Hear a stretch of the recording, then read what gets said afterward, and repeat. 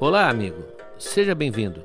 Eu sou o professor Moreno e você está ouvindo o Noites Gregas, este podcast dedicado aos mitos e às narrativas que herdamos do mundo antigo.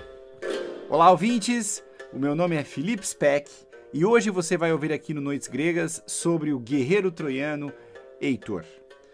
Nós já falamos sobre ele, sobre a importância dele, ele é filho do rei Príamo e aparece em vários momentos da Ilíada, mas hoje vocês vão ouvir histórias que mostram o tamanho e a força desse personagem.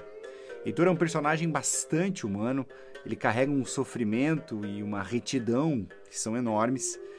E este episódio que você ouve agora, o 63, não tem só o nome do Heitor, leva também o nome de Andrômaca, que é a esposa do Heitor, e isso não é por acaso. Lá no final, vocês vão ouvir que eles tecem um diálogo, o último encontro que eles fazem, que é certamente um dos grandes momentos da literatura épica. Preparem os ouvidos e os corações de vocês. Um bom episódio, pessoal!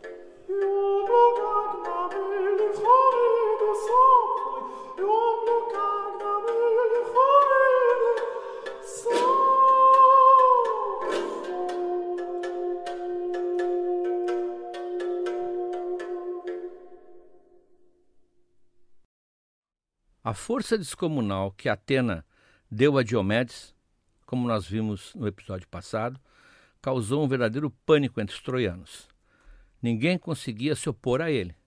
E Heleno, que é um dos filhos de Príamo e que também era vidente como Cassandra, sua irmã, diz para Heitor que ele deveria voltar para a cidade, sair da planície, entrar na muralha e procurar a mãe deles, a rainha Écuba, para que ela reunisse as anciãs de Troia e fosse ao templo de Atena pedir que ela aliviasse a batalha a favor dos troianos.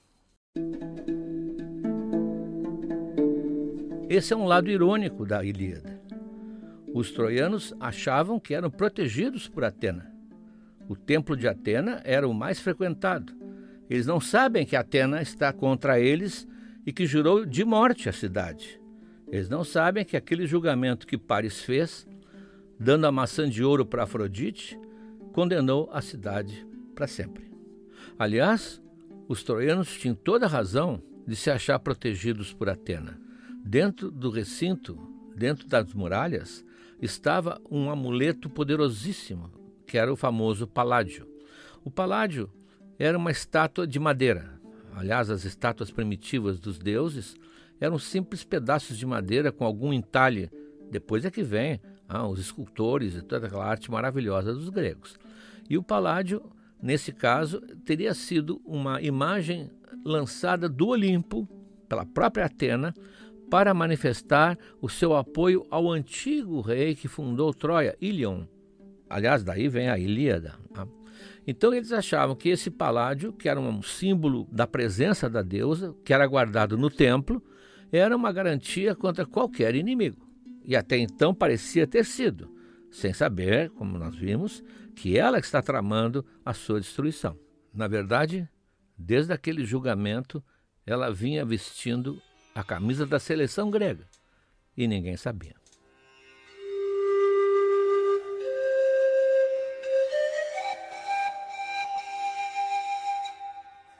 Heitor está acostumado a confiar nas previsões do seu irmão e se afasta do combate, muito a contragosto, porque ele é uma figura muito importante, e entra de novo na cidade. Aqui na Ilíada nós temos uma pequena descrição da caminhada que ele faz para o outro lado, o lado oposto aos portões que dão para a planície, onde ele vai procurar a Acrópole, onde está Príamo e os seus palácios. Lembrem que a Acrópole é a parte alta de qualquer cidade grega. A Acrópole de Atenas é famosíssima. Lá em cima estão os templos que nós conhecemos. Mas todas as cidades tinham a sua acrópole. Acros, alto. Pole, cidade. A cidade alta.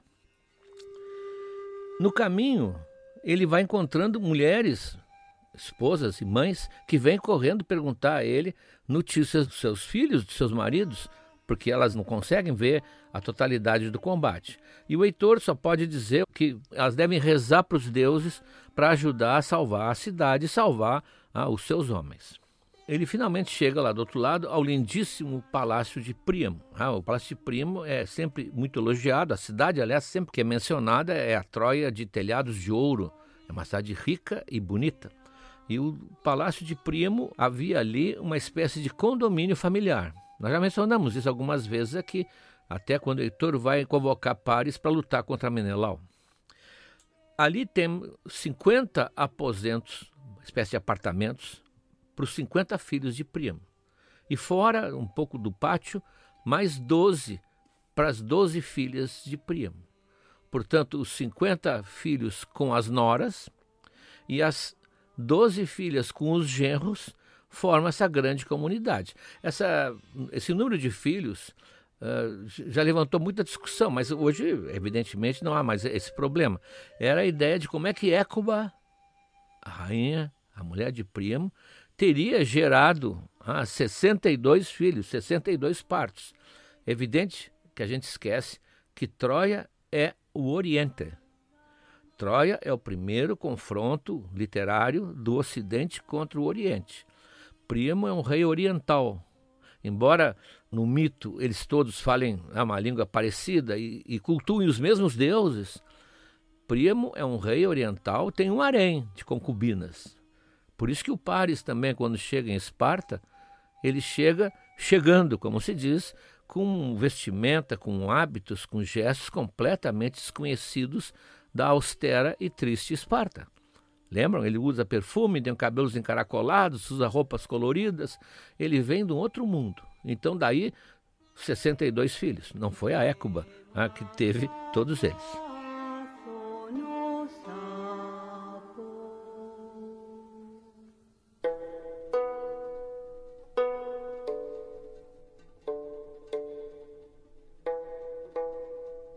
Quando Heitor chega lá, quem vem recebê-lo é sua mãe, a famosa Écuba, que aliás terá um trágico destino, como veremos depois, quando virmos o teatro grego. Ela vem ao encontro do filho, carinhosa, faz um carinho nele. Ela está acompanhada de uma das suas filhas mais bonitas, a Laódice, que também aparece em outras histórias. E ela, claro que ela sente que o Heitor é seu filho favorito, quase que não se esconde isso aí. Ele é o filho favorito também de Príamo e certamente era já o sucessor indicado. No dia que Príamo deixasse o trono, o Heitor seria o rei de Troia. E ela, com aquele tom de mãe, diz, por que saísse lá da planície? Está com a cara muito preocupada. Viesse talvez aqui pedir a Zeus no templo para que ele ajude a nós? Espera um pouquinho, eu vou lá buscar um vinho especial para tu fazeres uma libação para Zeus. Parêntese que já foi feita uma vez, mas eu vou repetir. Libação é aquela pequena quantidade de bebida que se verte no solo em homenagem aos deuses imortais. Então sempre havia libações. Aqui persiste ainda um pouco, quem já viu algum bar de estrada, o sujeito que derrama um pouquinho da sua bebida para o santo, como diz, para dar para o santo. Então diz ela, eu vou trazer um vinho especial para tu fazer as libações para Zeus. E depois, filho, depois de fazer essa oferenda, tu também devia beber um pouco para relaxar um pouco. Está muito tenso. Bem coisa da mãe, né? Está estressado. Na tradução do Frederico Lourenço, Homero diz textualmente o seguinte: ao homem cansado, o vinho aumenta gradualmente a força. Como no teu caso, cansado como estás, por defenderes os teus. Todo mundo sabe que Heitor é o mártir de Troia. Heitor é aquele que luta para defender o seu povo. Todos respeitam o esforço dele. E a mãe está dizendo, tu defendes os teus, descansa um pouco. Senta aí, toma um vinhozinho. Mas o Heitor não afrouxa, né? O Heitor jamais afrouxa. Ele diz, não, eu não quero nada com vinho, mãe. Primeiro, porque eu tenho medo que eu me amoleça. O meu ânimo, eu não posso me descuidar disso. Os troianos só teriam a perder com isso. E segundo, eu assim, todo sujo de sangue, não estou em condições de fazer uma oferenda a um sacrifício. O próprio Zeus não gostaria disso. Tu, mãe, tu sim, se tu queres ajudar, então reúne as anciãs da cidade e vai ao templo de Atena. E ali oferece o manto mais rico e enfeitado que tu tiveres no tesouro real. E promete também a deusa que nós faremos um sacrifício de 12 novilhas novinhas se o Diomedes cair fora de combate nesse momento. Pede a ela que tenha pena, que tenha piedade das mulheres e das crianças da nossa cidade. Dada essa incumbência à mãe, que já saiu para cumpri-la, ele vai procurar o Paris. Afinal, o Paris sumiu de vista desde que Afrodite o salvou naquele duelo contra o Menelau. Lembram que ele foi levado pelos ares e foi levado até os seus aposentos, onde Helena deveria esperá-lo para consolá-lo. E nunca mais apareceu. Essa hora já estaria muito bem consolado. E o Heitor está furioso com ele. Nós vamos ver agora, inclusive, que talvez uma coisa que não era tão visível quando a gente ouvia a história de longe, há um verdadeiro repúdio de Heitor ao seu irmão. Críticas violentíssimas. O Paris realmente é um fanfarrão, não um personagem romântico. Ele não daria num cinema para ser o par romântico. Ele é um pilantra. Ele é um garoto estragado, como nós vamos ver ainda mais agora. Despedindo-se de Hécuba, Heitor diz para ela: eu, da minha parte, eu vou até lá ao Paris, para ver se ele mete o juízo naquela cabeça e convenço a voltar para a briga. Quem me dera que se abrisse no solo um abismo agora e o engolisse para sempre. Ele parece um castigo que Zeus criou para todos nós troianos. Se eu pudesse vê-lo morrer, descendo para os domínios de Hades, aí meu coração ia ficar em paz. Essa é a declaração textual de Heitor para a mãe. E não tolera mais o Paris, até porque culpa o Paris por tudo isso que está acontecendo. É óbvio, a culpa é dele. Irresponsavelmente trazer a esposa de um reino poderoso, como era o caso do Menelau. Bom, Hécuba desconversou, né, como toda mãe, discutir o filho com o filho, chamou as criadas e mandou-as convocarem todas as amigas, né, para ir ao templo. Ela própria desceu até a sala onde ficavam guardadas as riquezas do reino.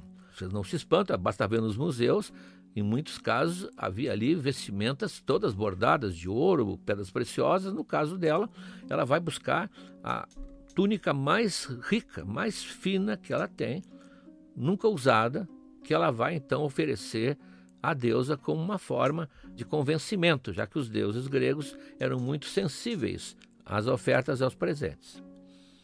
Então, junto com as anciãs, ela subiu até o templo de Atena e todas começaram a suplicar para a deusa que livrasse a cidade desse ataque.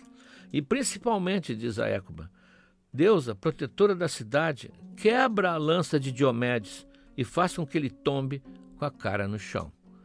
Assim rezaram.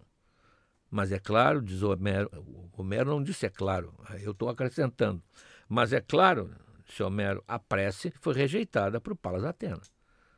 Houve um silêncio evidente, porque Palas Atena não está interessada no que elas estão pedindo.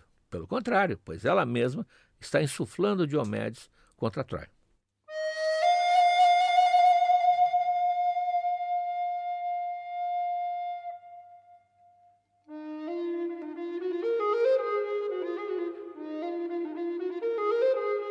Feito isso, como Heitor está em pleno condomínio dos filhos, ele vai agora procurar os aposentos de Paris. É um palácio próximo do palácio dele próprio e próximo do palácio de Príamo. E lá ele encontra o irmão no quarto, polindo seu escudo, limpando suas armas, testando a flexibilidade do seu arco, e Heitor chega botando a boca nele. Que papelão! Tu tens coragem. Tem gente lá fora morrendo e tu aí emburrado. Logo tu, que é o responsável por essa guerra. Tu mesmo não ia tolerar se visses alguém tentando fugir da luta. Vai, levanta daí, antes que botem fogo na cidade. Paris não retruca. Aliás, o Paris é aquele sujeito cordial que concorda e vai levando, que nem um peixe liso, vai passando por todas as adversidades e todas as críticas. E pior, ele tem um certo comportamento de cretino, porque ele dá razão a tudo que Heitor diz. É o pior tipo. E diz, Heitor, como tuas censuras são justas, eu vou te falar, e presta bem atenção, não é por ressentimento contra os troianos que eu me retirei aqui para o meu quarto. Eu só queria ficar sozinho com a minha tristeza. Veja, isso é uma resposta do século XXI. Mimimi, eu quero ficar aqui curtindo a minha tristeza. Lá fora, comendo pau na planície, e eu tenho o direito aqui na sombra com Helena de ficar um pouco comigo. Permite isso. Quer dizer, ao concordar, ele vai desarmando. Né? Então ele diz mais, agorinha mesmo minha mulher, usando palavras gentis, me convenceu a voltar para a luta. E falando francamente, até acho que seria melhor. É incrível, né? Mas espera um pouquinho para que eu vista a minha armadura de guerra. Ou então já vai indo, que eu já vou atrás. Bom, Helena, que estava sentada no aposento próximo, no meio das mulheres, que estava designando as tarefas do dia, ela dirigiu-se ternamente a Heitor. Bom, aqui esse ternamente tem muitas traduções, uns dizem suavemente, outros dizem com palavras doces, mas há suspeitas de quem lê com um olhar mais sutil, de que Helena tivesse um verdadeiro crush por Heitor, sem declará-lo, é claro, embora agora as palavras que ela vai dizer, inclusive na presença do marido, são bem significativas.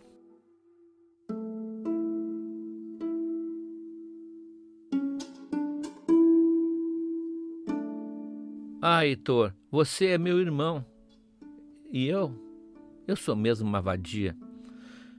Eu queria que naquele dia que minha mãe me deu à luz, algum vento maligno viesse e me levasse embora.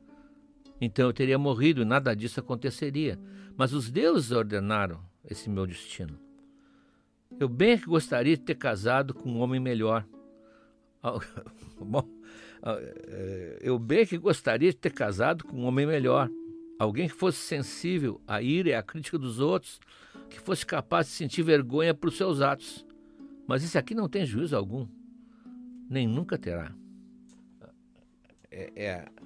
Eu bem que gostaria de ter casado com um homem melhor como tu. Tá falando com o cunhado. Mas vem aqui, irmão. Senta aqui comigo, já que és o maior prejudicado por tudo isso. Tudo porque eu agi como uma vadia. Por causa disso e porque Paris é maluco, Zeus nos deu esse destino doloroso para que sejamos para sempre o tema de histórias para gerações ainda por vir. Bom, aqui é um momento crucial da Ilíada. Primeiro, confirma aquilo que nós sabíamos de Helena, quando ela se defronta com Afrodite e reage contra a sugestão de Afrodite de consolar o Paris. Ela está arrependida, está revoltada e ela põe a culpa nos deuses. Elas foram apenas marionetes na mão dos deuses para que tudo isso acontecesse. Essa é claramente a versão que Homero defende. Mas aqui também fica claro o destino histórico de Heitor, de Aquiles, e Helena diz exatamente, nós estamos passando por tudo isso para que sejamos para sempre o tema de histórias para gerações ainda por vir. Aqui está o destino dos que participaram da Guerra de Troia. Tudo vai valer a pena porque eles serão imortais. Aliás, estamos hoje, em pleno século XXI, falando e falando e falando neles e falando nesse grande mito que é a saga de Troia. Como se tivesse sido para isso que surgiu, para que surgisse um Homero que nos encantasse com essa história. Aliás, Helena é um personagem que tem consciência amarga de algo que ela fez. Já no encontro com Afrodite, naquele episódio anterior, ela se chama de cachorra. Agora ela se chama impiedosamente de vadia. Ela faz questão de se menosprezar. Ela sente que fez algo que ela não faria se não fossem os deuses. Nós vamos ver mais tarde, quando discutirmos, julgarmos Helena de Troia, a própria Écuba vai dizer, isso é conversa fiada. A Écuba vai dizer, não vem com essa história. Os deuses aí eram um calor que tu tinhas por dentro. Não dá nomes imortais àquilo que é simplesmente o que tu sentia. Outros não, vão dizer não. Se Afrodite podia enlouquecer até mesmo um outro deus, por que Helena escaparia disso? Isso vai ficar para o nosso julgamento futuro.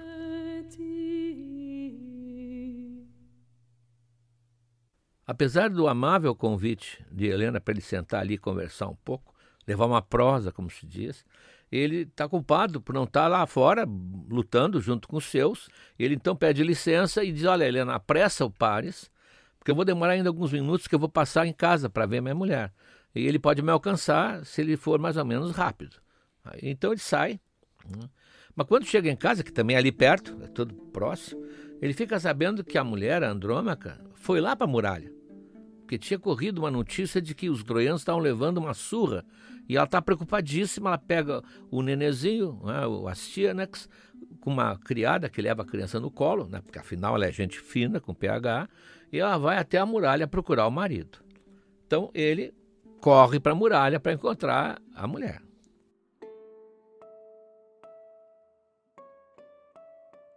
Bom, nessa parte da Ilíada, além dessas revelações importantíssimas de como Helena via Paris, de como o Heitor via Paris, também tem essa espécie de intervalo completamente sentimental e humano.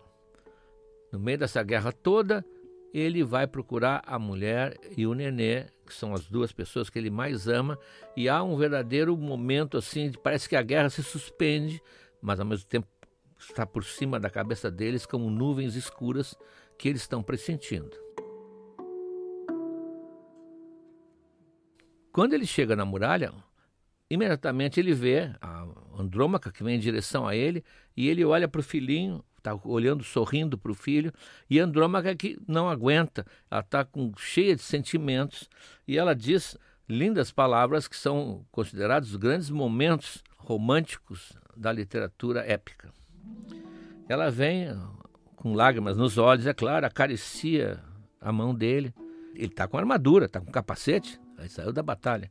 E diz: homem maravilhoso, é a tua coragem que vai te matar. Não tem pena dessa criança, de mim, desafortunada, que depressa é você, que logo logo eu vou ser tua viúva? Pois logo esses gregos todos vão se juntar contra ti e vão te matar. Para mim, preferia morrer do que ficar privada de ti. Eu nunca mais terei consolo se me deixares. Eu não tenho mais pai, nem mãe, e os 7 irmãos que eu tinha no palácio, todos eles num só dia, Aquiles os matou. Heitor, tu para mim és pai, e és mãe, e és irmão, e és para mim o vigoroso companheiro do meu leito. Tem pena de mim. Fica aqui na muralha, não saia mais, não te exponhas muito, não me deixa órfão o teu filho, nem viúva a tua mulher. Ela sabe o que vai acontecer, ele sabe o que vai acontecer, mas, coitada, ela tenta ainda, e essa declaração, né, tu és para mim, tu és pai, tu és mãe, tu és o irmão e és o meu marido, no fundo. Isso é uma coisa muito, assim, dita na sombra das muralhas de Troia, com o ruído da luta lá fora, é realmente grandioso. O Heitor, que não pode approachar nunca, porque ele sabe, há uma autora que eu vou mais tarde mencionar, que é a Raquel Bespalov, que escreveu um pequeno livrinho preciosíssimo chamado Sobre a Ilíada. Ela diz: Aquiles não tem nada a perder, Heitor tem tudo a perder. E isso o enfraquece. Ele tem tudo para perder e isso deixa ele corajoso, mas ao mesmo tempo trágico, porque ele sabe o que vai acontecer. Todas essas coisas, mulher, me preocupam. Mas eu ia ficar muito envergonhado se eu fugisse da guerra agora. Eu tenho que ser corajoso. Esse é o meu espírito, é isso no meu coração.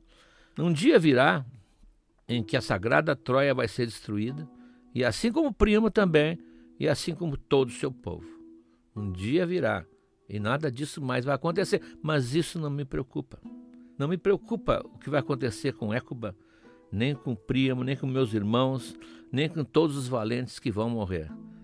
Muito mais me importa é o teu sofrimento, quando em lágrimas forem levadas por um dos gregos vestidos de bronze, privada de liberdade que vives no dia a dia. Em Argos, vais ter que tecer no tear, mandada por outra mulher, ou então carregar água da fonte, pois uma forte necessidade se terá abatido sobre ti. Bom, isso que ele fala é o destino das mulheres na guerra. Como sempre nas guerras em todo o mundo, quem sofre mais são as mulheres. No caso da Grécia, as mulheres eram tornadas cativas. Elas passavam a ser escravas da casa dos vencedores. E muitas vezes concubinas, escravas de leito ou simplesmente escravas domésticas.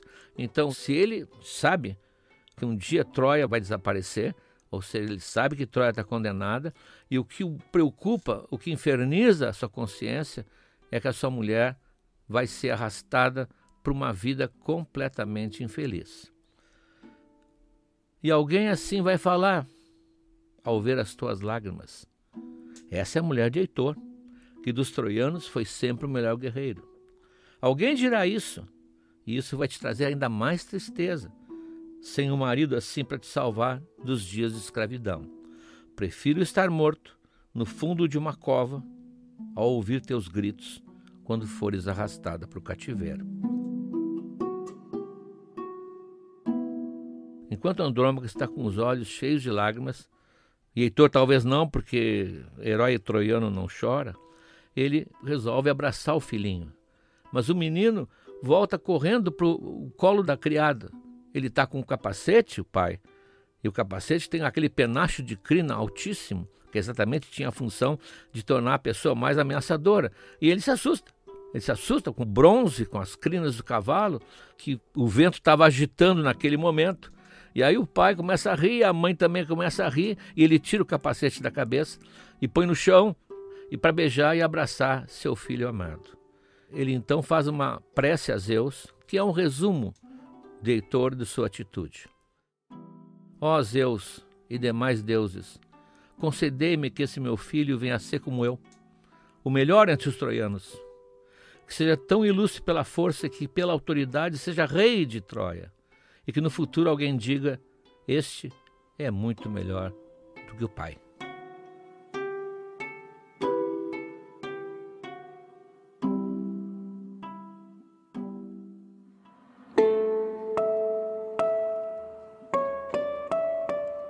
Como você já deve estar percebendo, Aquiles não é o personagem mais importante da Ilíada.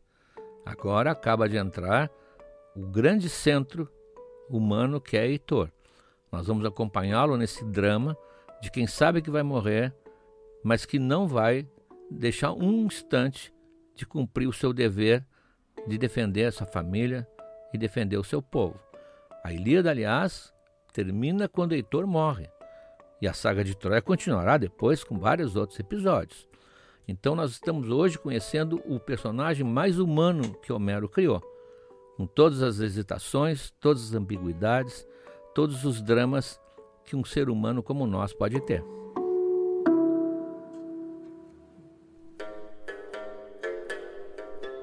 É isso, gente.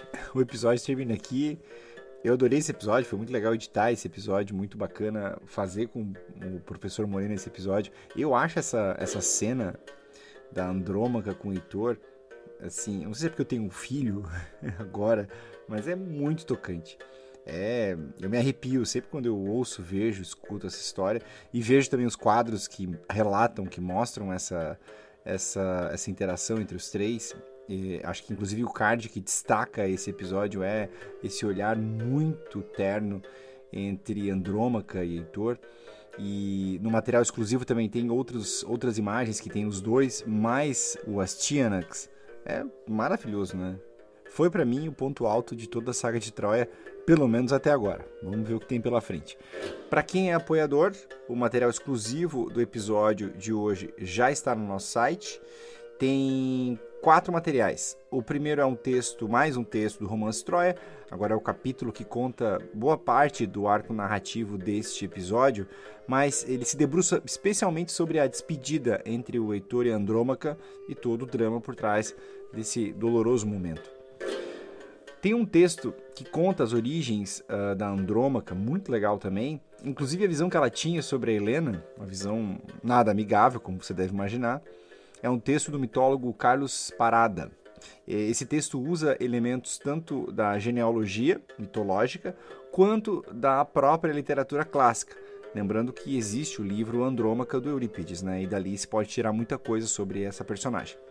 E tem um ensaio da Raquel Bespalov sobre o Heitor, que é, assim, um ensaio maravilhoso, um texto incrível. É um ensaio que integra um livro chamado Sobre a Ilíada, que é um livro fantástico, que o Moreno recomenda muitíssimo, eu li e adorei também.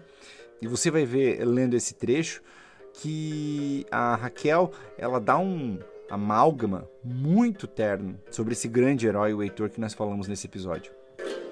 Para fechar, tem também as imagens que nós selecionamos e que ilustram as histórias que foram narradas aqui. Para ter acesso a esse material exclusivo, basta apoiar lá em noitesgregas.com.br/apoiar. O link, como você sabe, está na descrição do episódio. Mais uma vez, reforço que é muito importante o apoio de vocês para que a gente possa seguir com esse podcast no ar. Tá bem? É isso, pessoal. A gente volta ainda essa semana com mais uma leitura de verão. Um abração e até lá!